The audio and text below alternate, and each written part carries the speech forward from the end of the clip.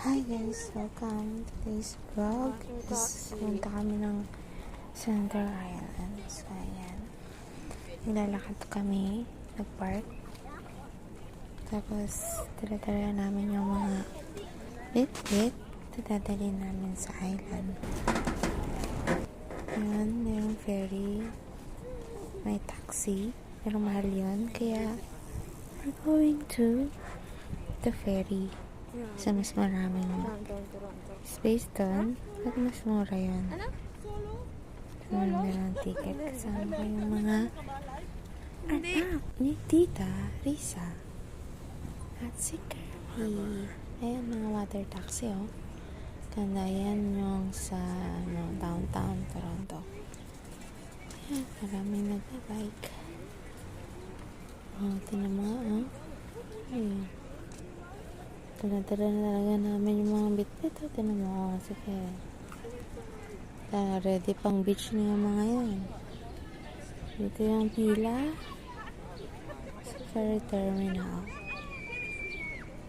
Ayan. Ferry terminal.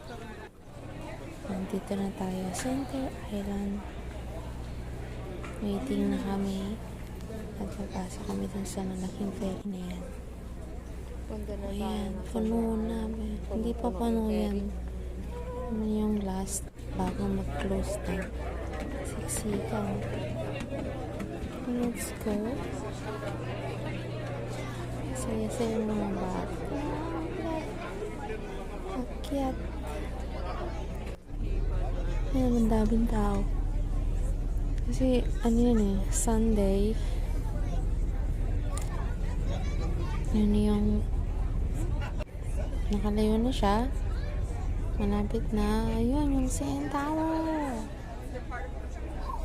CN Tower yan. Makikita mo dyan sa downtown Toronto yung CN Tower. Ripley's Aquarium. Tapos sa Center Island, marami kang pwedeng gawin. Dito pababa na. Maraming aso. Yung sa Center Island, pwede kang mag-swimming. Mga biking. Pwede kang maglaro sa mga tubigan. Mag-beach. Meron din mga pagkain. Kailangan may dala ka. Kasi medyo mahal. May pricey yung mga tubig. Dapat may baon ka. Yan yung palabas, Punta na tayo sa island. Yan. Merong rides para sa mga bata. Parang Disneyland. Ferris wheel. Kasi pwede kang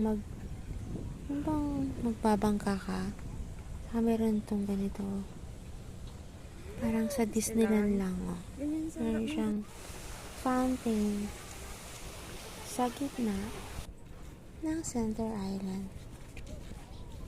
Kasi itong fountain na to, ginawa nilang liguan. Ang ganda ng panahon na yan kasi araw. Maaraw na maaraw siya, Sarap maligo sa dagat. Kaya ditong banda malalim dyan, malaming lumot. Marami talagang lumot sa kaya parang ang dumi-duming maligo. Pero okay naman siya. Yung mga lifeguards na nagbabantay. Dito yung dun sa gilid ng baybayin na sa gitna. Kung may emergencies, pwede mag-call.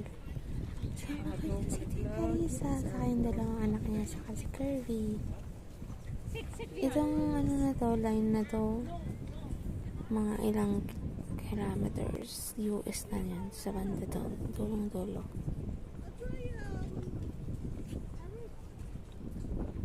Meron din mga features dito. Makulog ka ng coins para makita mo yung magmukha ng glass. fountain. Tignan mo, ginawa nilang swimming pool yung fountain na yan. Samantalang ano lang yan. Fountain, hindi tiguan. Parang hindi naman nakakaintindi ng English tong mga to. May mga karatula dyan. And that's the end of the story. Dito na nagtatapos. Maraming karapating nag-enjoy sa food.